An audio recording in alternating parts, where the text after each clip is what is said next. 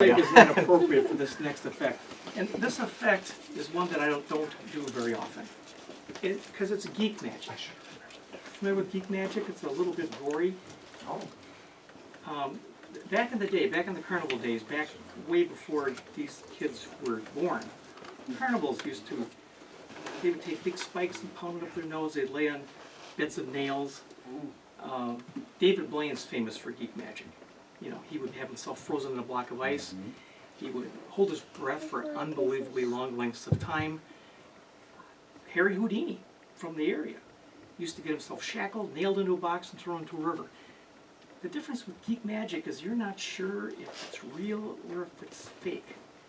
I mean, if a magician is raising a lady or a gentleman through the air, you wonder about that. Or they're cutting somebody in half, you'd say, there's got to be some way to keep that particular assistant safe. But geek magic, you don't really know.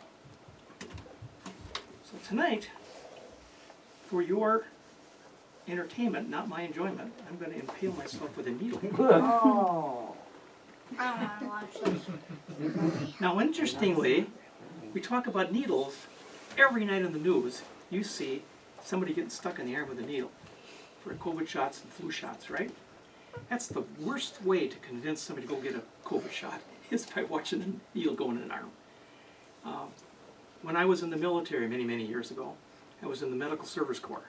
And we would line the soldiers up and they'd march them through their stations for immunizations. They got shots in both arms. You'd see these grown men who were being trained for combat faint sometimes.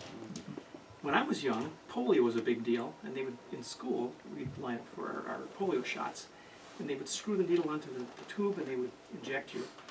But they would reuse those needles by sanitizing them again and again and again, and eventually they might bend in your arm. That hurt. Nowadays, they should give you the shot once, it's so super sharp, they throw it away. I had my 2 COVID shots and never felt them. Unfortunately, this needle I'm going to do tonight is not a very sharp needle.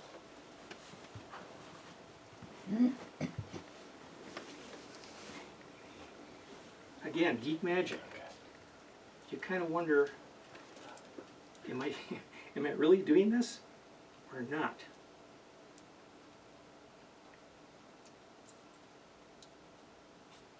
Oops.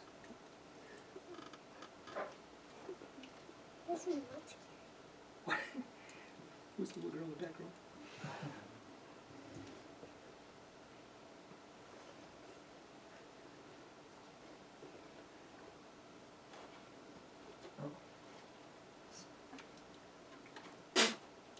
Sanitizing.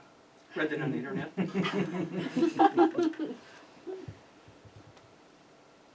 So tomorrow morning at breakfast, you'll want to talk about this and decide whether I'm an illusionist or a masochist. Thank you.